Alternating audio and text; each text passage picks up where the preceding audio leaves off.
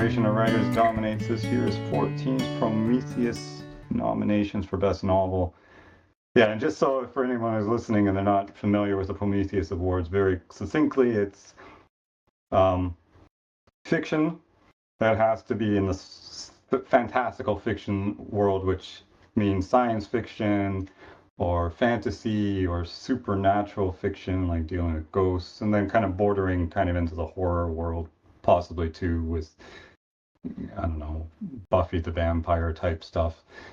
And then it also has to have a pro-liberty or anti-tyranny theme to it, which I appreciate a lot because I find science fiction especially can be, and maybe fantasy too, divided into almost where it can be like very kind of almost pro-tyranny, and then some of it's more pro-fantasy, or sorry, pro-freedom.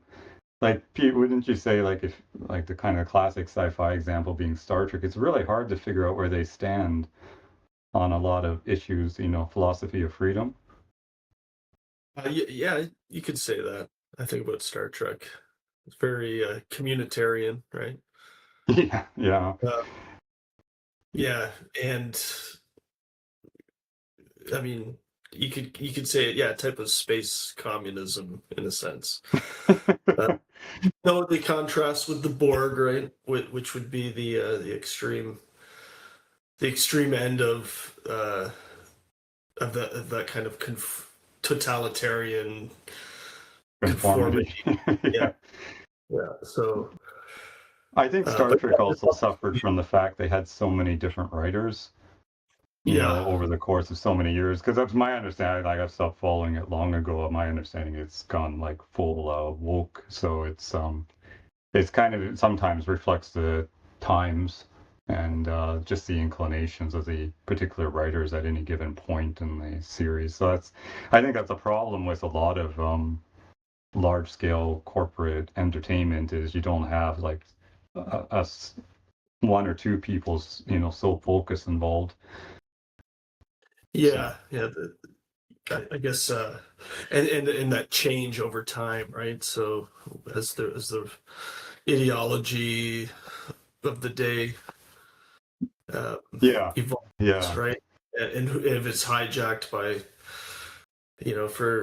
by special interests or for certain agendas, you'll see that reflected. But regarding the woke thing, certainly like the original series, a lot of what's in that would be considered politically incorrect today, I'd say. So yeah, yeah.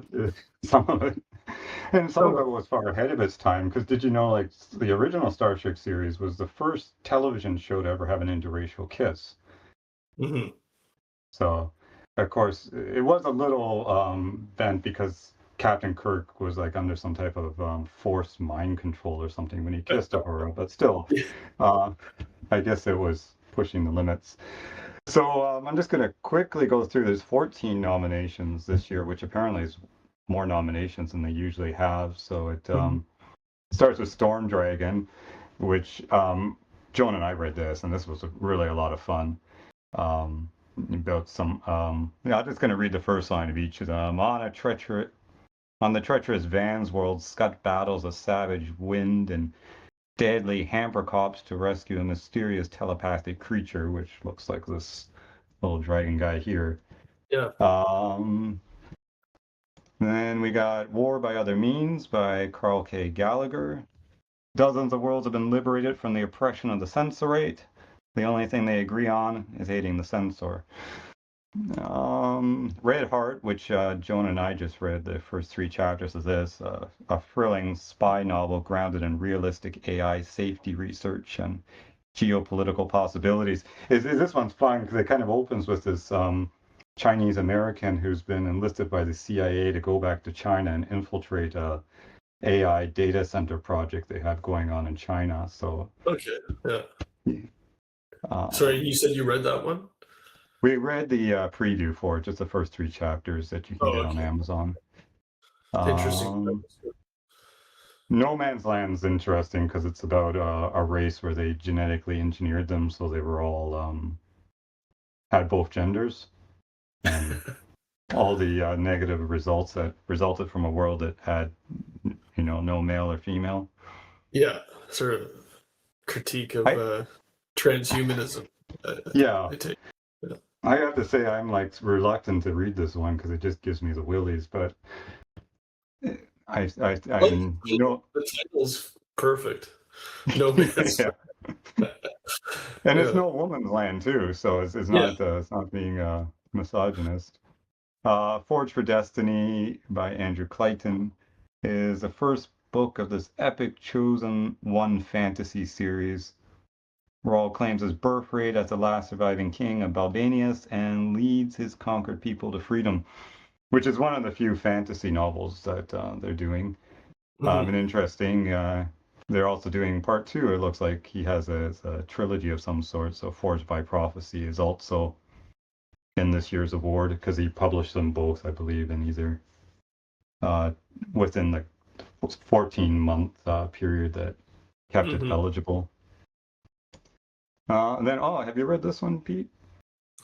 Yeah, I think so. Yeah, I that think looks you read familiar. it like 7 times, didn't you? Yeah. I didn't introduce you properly, so people who didn't know, Pete's the editor for the book, so that required him to see it in many incarnations. Yeah. Went through it pretty carefully Yeah, yeah. in the different incarnations. Yeah. A novel about a farmer, a robot, and the end of the world.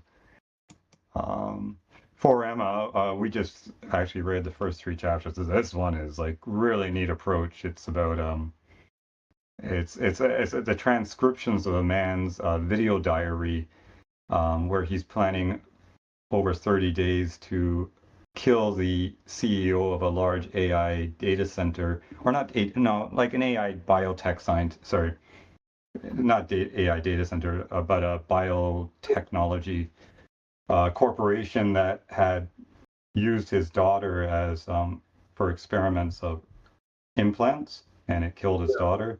So the father's planning the revenge. It's pretty, especially the format of it being a transcription of videos that the father's leaving. It's I've been really impressed with this one, just the approach he took. He's going after a Silicon Valley CEO. It said. Yeah, yeah, Yeah. he's doing the pipe bomb thing while the guy's going to be on stage and to assassinate him.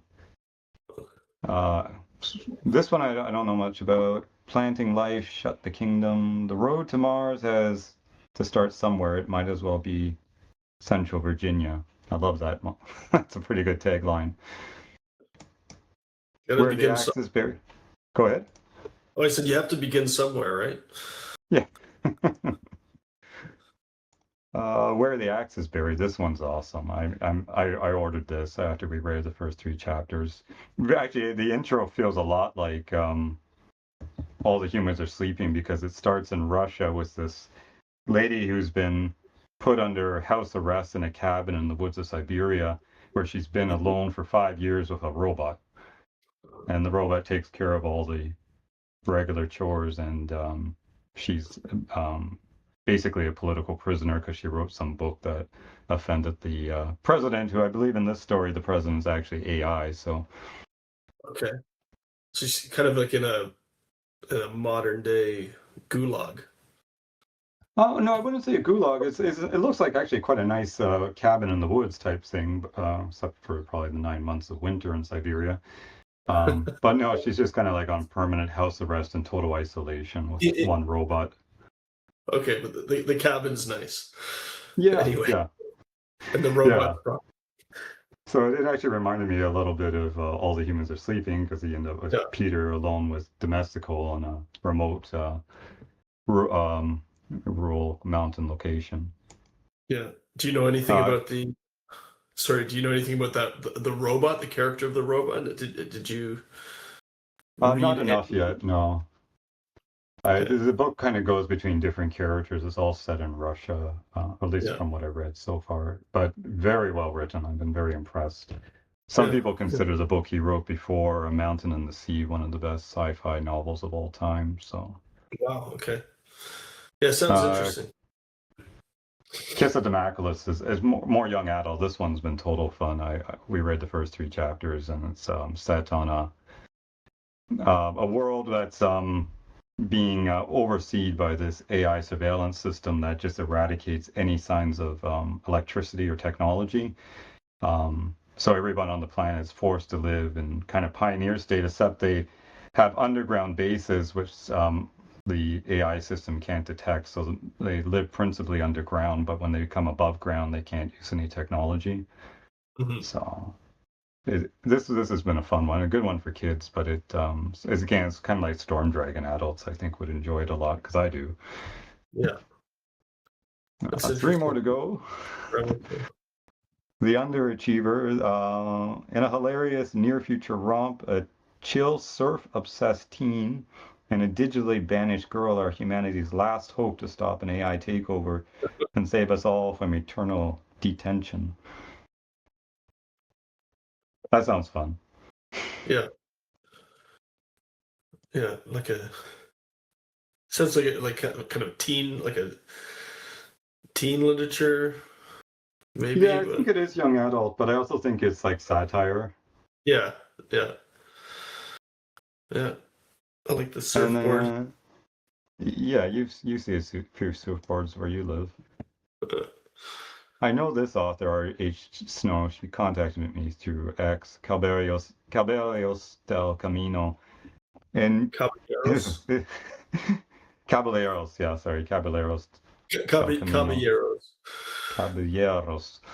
I'm at That's I've been practicing Dutch so much, I'm just losing my it's Spanish. placed in the Spanish. It's mutant cowboys versus deadly drones, and this Lone Star Revolution rides to freedom and Caballeros del Camino. So that sounds like a fun romp. It kind of stands out these last two because I think they're more on the humorous side. Yeah. And then the last one's close to where you live. Powerless by Harry Turtle. In a society where lies are law, a simple act of honesty can become the ultimate rebellion.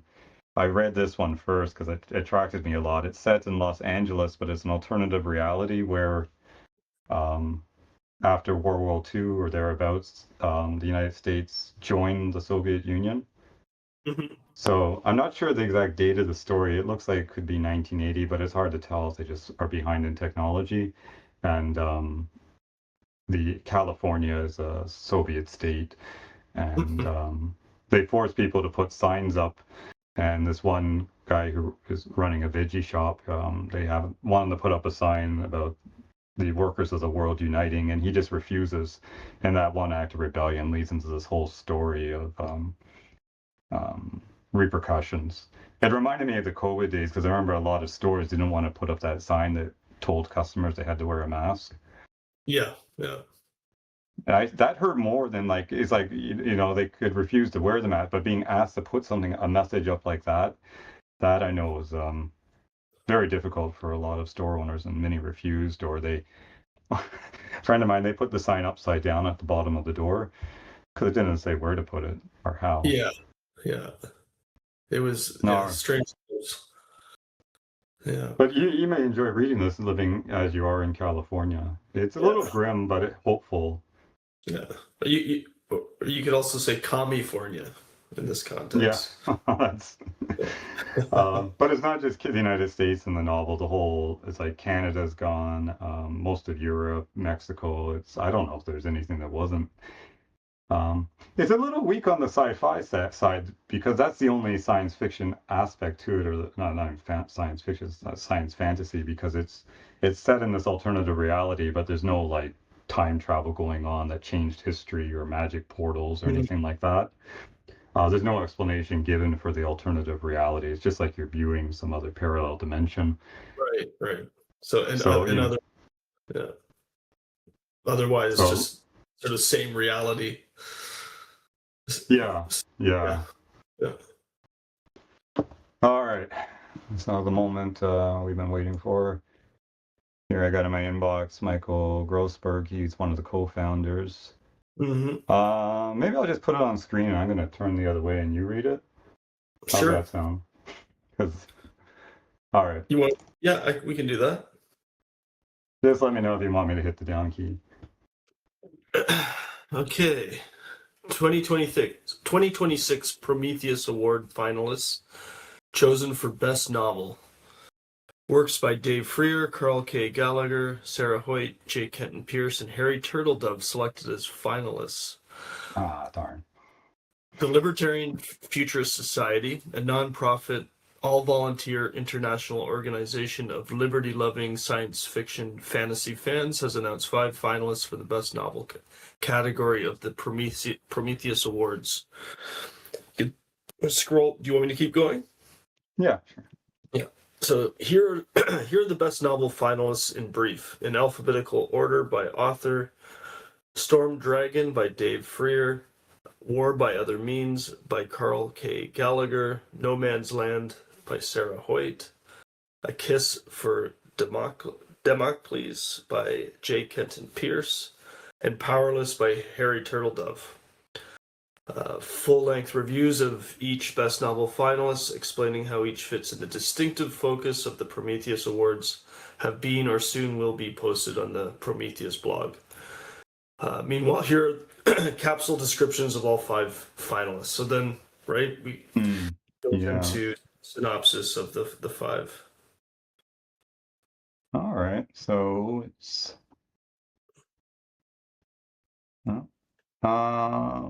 Storm Dragon.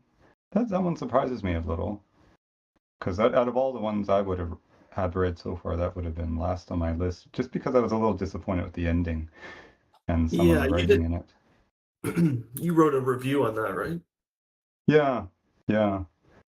That's the first one I did a review on, so I'm a little surprised, but I mean, it was delightful. Like, I remember having so much fun reading it. It was just, and I particularly like the target with the young audience, but I don't know if because I know they were talking too about having because sometimes they do a young adult award, so I don't know if possibly they're going to do 2 awards, one for that in the young adult category.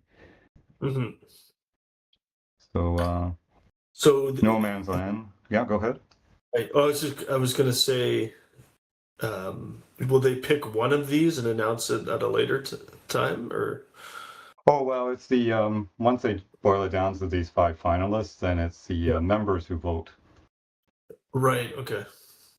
So anyone who wants to, they can become a member of the Libertarian Futurist Society. It's just lfs.org, and they read the 5 books. Or I don't even know. I don't think it's absolutely required to read the 5 books. They can just read the summaries or read the first few chapters. But obviously, the most fun way to do it would be to read the entire books, and then they can vote. I'm not exactly sure how the ballot works, whether you get to pick first, second, or third, or just vote for one.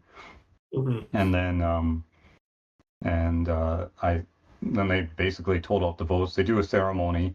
They used to do the ceremony at some type of convention, but I think since COVID, it went online and never got offline again.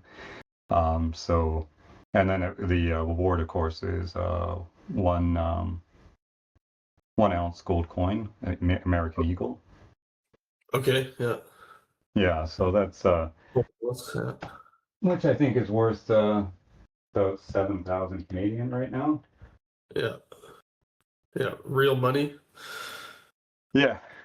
I got here's can you see? Oh no, let me turn off the screen sharing.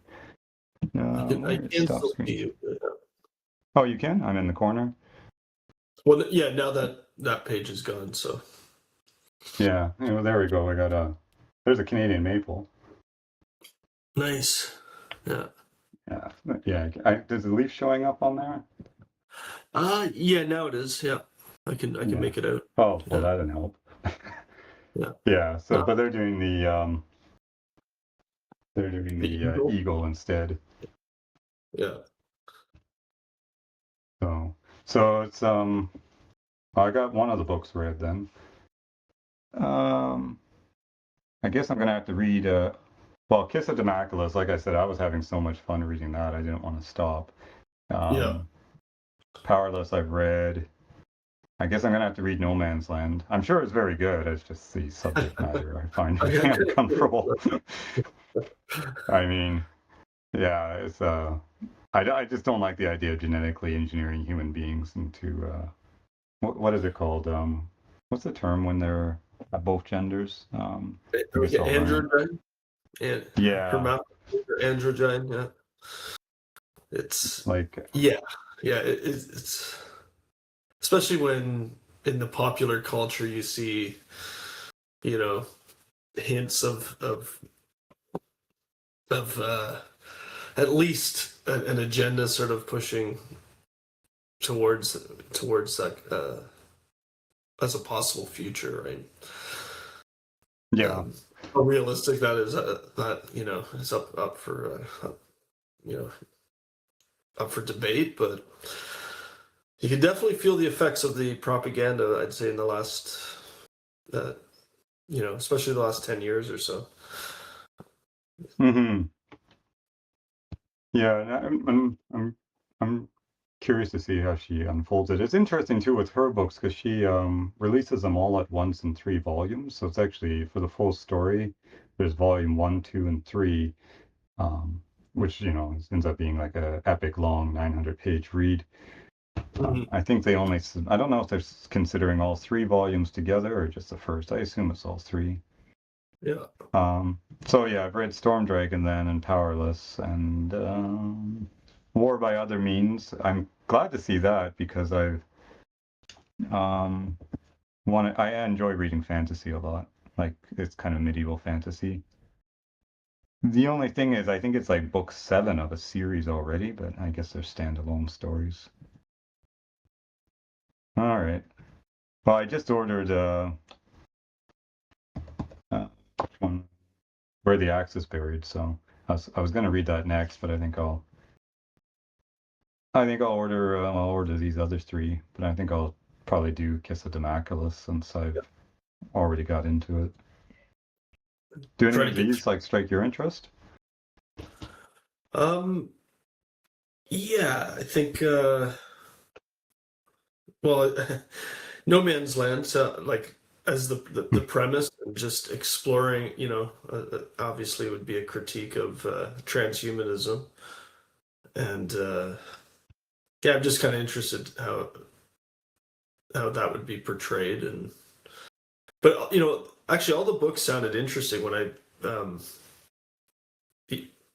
when as you went through them, the book set in Los Angeles, also.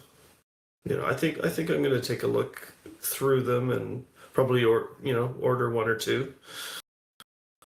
Yeah. Put on the reading list, right?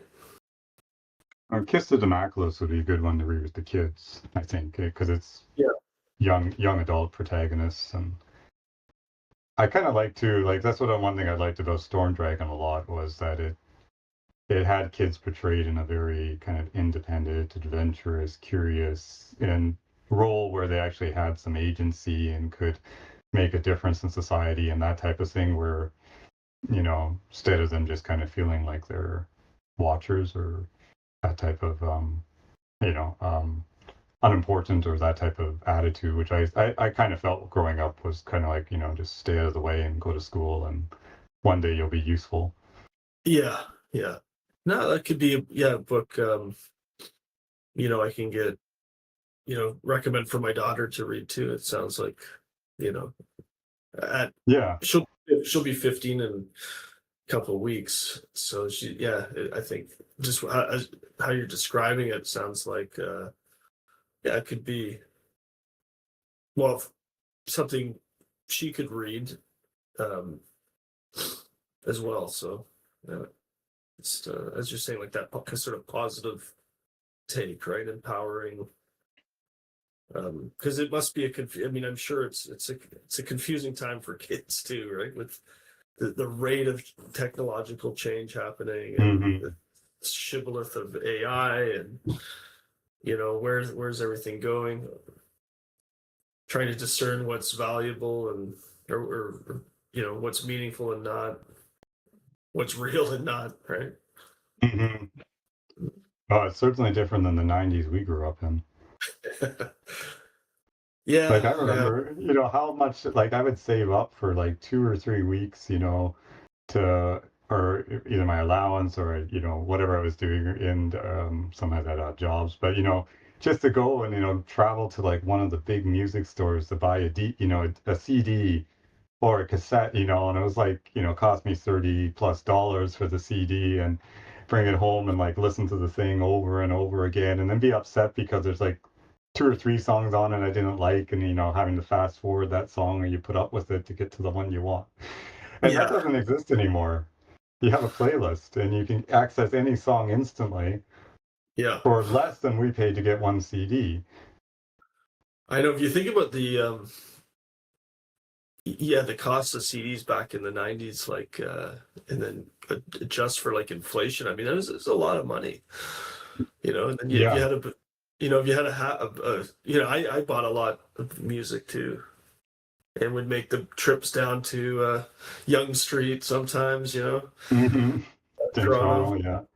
HMV and Sam's and Sam the Record Man.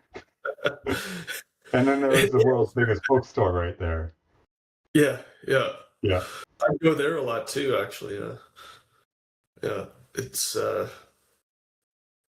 That's the one thing no. that's kind of nice to see hasn't changed too much is with book, because books did go very much towards the ebook world for quite a while. And there's still people who are like, what they call the whale readers, who have like Kindle Unlimited, and they just, because of the low cost of ebooks, they just, plow through sometimes 15, 30 books a month.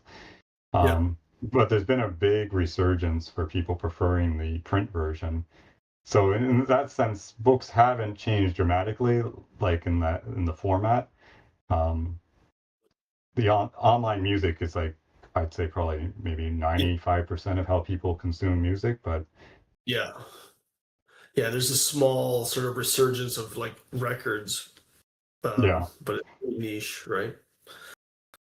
And yeah, it's Which just is too interesting convenient. because it's gone all the way back to records. Like it didn't go back. No one wants to use cassettes or CDs Yeah, because records have the advantage, don't they, that they do other frequencies and kind of have a higher. I think they produce more sound than CDs yeah. I mean, do, like and more depth of sound, and you get. I mean, if you're into like the album art and the oh sure, physical thing, it's just the size of them and the sort of ritual of putting them on the turntable. A yeah. good friend of mine like has he must have like thousands of records at this point, but he got back into it and just has gone crazy with collecting records to the point I where he mean, gets have you seen Book Talk on TikTok no, by any chance? no. That's a phenomenon I've only been seen recently, and it's very impressed because I always thought of TikTok as being a whole bunch of people who are probably illiterate, and and they got this whole subsection of it called Book Talk, and I'd say swear like they're like the backdrops for these. A lot of them, young people, teenagers or 20-year-olds, and their whole bedroom is just books, like wall to wall books, and Mhm. it's nice to see. And they're on TikTok just reviewing books, and Promising, so yeah, yeah, especially if it being on TikTok too. I kind of thought no one had an attention span beyond 30 seconds. And yeah, they're reading big books too. Like some of it's like they're competing to see how big of a book they can read and how many series. And so it was good to see that also. yeah. And I think Powerless would be a great one for your family to read living in California. Because it's about yeah, a family living in California. Because the video owner has a wife and children, and they're watching. So it's actually interesting because things get better. This new politician comes in and he actually is trying to introduce more freedom into society because he argues that it will help productivity because productivity is like really, really low because no one mhm. gets rewarded. Um, so they start giving people more freedom, and then they realize that people are liking it too much, and then the Soviets, like the Russians, come back to California to get everyone back in order. So it's Right, right. Things are getting out of control here. yeah, Yeah, people are just like, like buying and selling stuff on their own free will, and yeah, having a good time and actually happy to show up to work, and people are starting to like, take pride in what they do, and figuring out better ways to do things. Like there's a scene where like they're working at this warehouse, and this one guy brings his baby stroller to the warehouse one day because he says it would just be so much more easier to move things if we had, something to put it in and we could push it instead of holding it on our backs. And so everyone starts bringing in wagons and baby carriages, and the manager just has a meltdown because he can't handle this idea that they're like thinking for themselves and thinking, well, we could make this more efficient just with extra tools, So Yeah. So it's a revolutionary act, bringing in a wagon. yeah, bringing your kid's stroller. Stroller, yeah. Yeah, I'll definitely check that out. Yeah, Kiss for Democratus, Powerless, No Man's Land, I think we covered War by Other Means, and Storm Dragon. All right, well. And then, of course, they also have the best classic science fiction novels of the awards, which is, I believe, I can't remember what the criteria is, but it's novels that were published, I think, 30 years ago or more. Mm-hmm. So that's a separate category they have when they're running that. And that's like an annual thing too, where they go back and give the award to they do it at the same time. Yeah. Yeah, they'll give the award. I believe they give. I don't know what the award is for that one, but you end up in the Hall of Fame, which they call it. So okay. It is kind of a neat idea because they're looking at novels that have, a novel that anyone even still know exists after 30 years is significant. So yeah, I noticed Brave New World is on the list for that one, which has surprised me it hadn't already been put into the Hall of Fame. But have you read Brave New World, right? Sorry, not Brave New World. Yeah, Brave New World. Sorry, yeah, you read that, right? Brave New World. Oh yeah. It's been a while. I read it twice. I think maybe once as a teenager and then once in my 20s. So it's been a while, but yeah. What was your impression of it? Yeah, at the time, I really enjoyed. I enjoyed it. It was thought provoking. I think the basic, his basic take on, where it's a society that's sort of enslaved by appeasing the lower base desires, and you have soma, mm-hmm. So you keep everyone sort of opiated and drugged up in a sense. It's sort of like and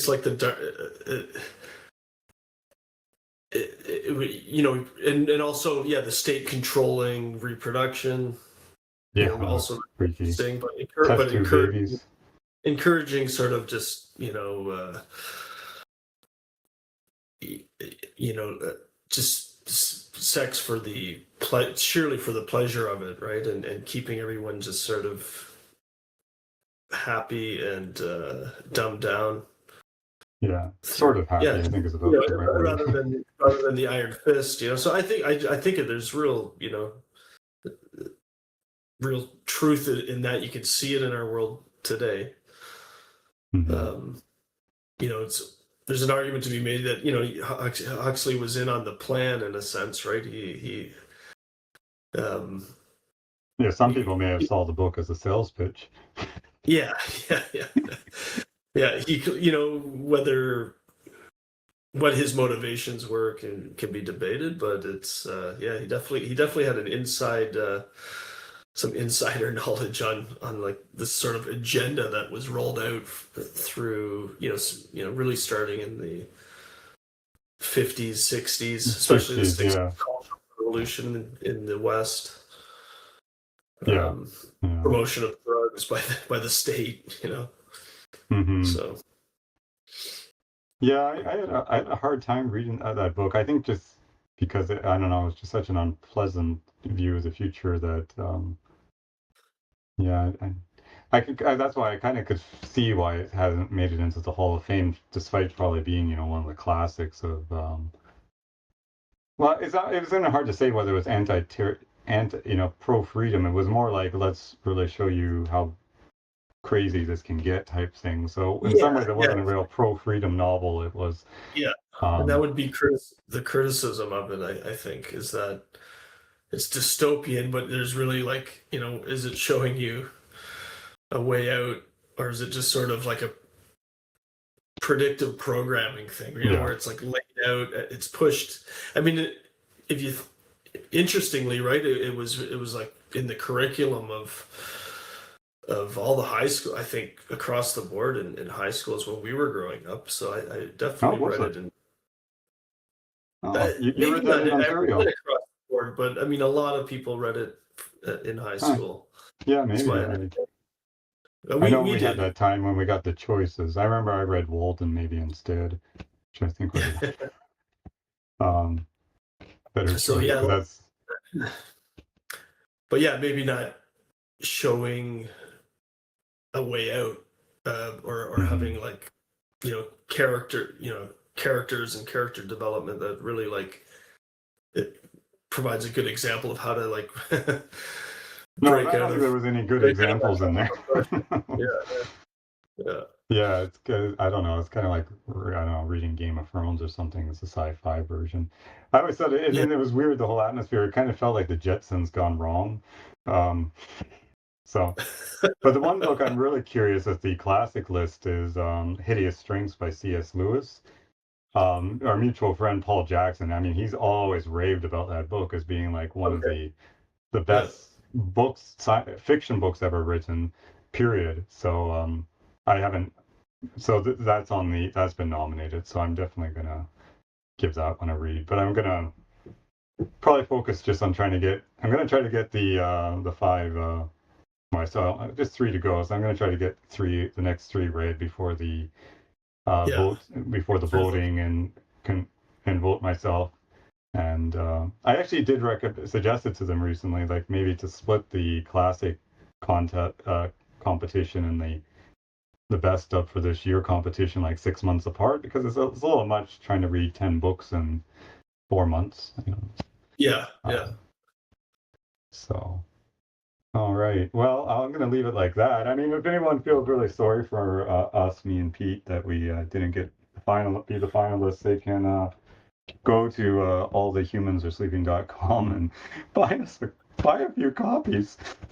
It's available on audiobook version, which costs a fortune to put together, and paperback. And I haven't got the hardcover out yet. It's available on ebook for all you people who do the ebook thing. You can do the ebook; it's fine. It don't make any less money, even though it costs less. So yeah, and you can. And then if you don't want to read that one, we got another one here too. Much Ado About Corona. So that's a little thicker. Actually, I was thinking, I'm not sure if I could have entered this into the Prometheus Award for that year. Like it's from 2022, so it was too late. But it does have a bit of a supernatural element to it, so I think I That's probably could great. have slipped it in. Yeah. I mean, if Powerless it qualifies, and it didn't really have a very strong SF. I mean, this has more of a supernatural aspect, I think, than Powerless had a sci-fi aspect. So Yeah. I think definitely COVID disobedience would qualify. They're kind of going over the line with the supernatural stuff in that one. So Yeah. I think that could be something for next year's Prometheus. yeah, Yeah, I'm because gonna. it includes fantasy, supernatural, Mhm. um, fiction as well. That And then the it'll sequel to definitely. Much Ado About Corona, Brave New Normal, not to be confused with Brave New World. That one, especially with the vaccines being released, really kind of gets a little.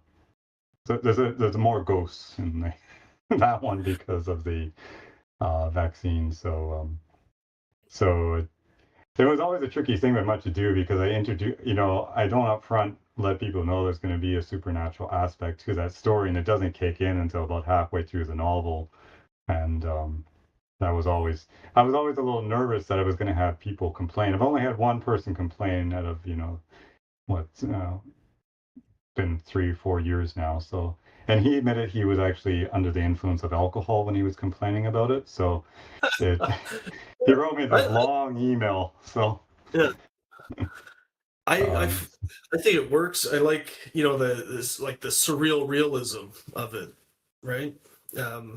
Where it's fiction. You can and you have the freedom to bring in some of these other elements, you know, I think it really, yeah, it just enriches the experience. I think, you know, you're and introducing the possibility, opening up, you know, our world to, you know, the possibility of something more going on, you know.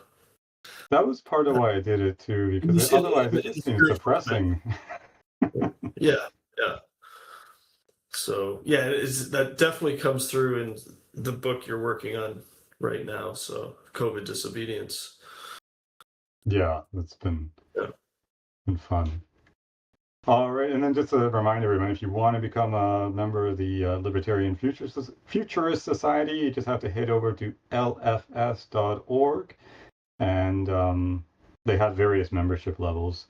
You don't really get anything extra if you pay more. It's just you feel better about yourself, I guess. I don't know, or you just want to contribute more to the society. But the basic membership, it's not too much, and the money goes towards the gold coin that the winner gets, and their other expenses. Um, and also you can go there and see all the previous winners of the Prometheus Awards, and I think that's probably, hopefully, a guarantee of a pretty good reading list, because it's hard to find good books to read, and especially if you're looking for something that aligns with a freedom philosophy, because a lot of science fiction can be the exact opposite. So yeah, so you got lsf.org, and then if you want to get All the Humans Are Sleeping, allthehumansaresleeping.org, and Much Ado About Corona is at muchadoaboutcorona.com. Thanks for joining us, and thanks, Pete, for waking up at, well, I'm sure you get up this time anyways, but joining us at 7 a.m. California time.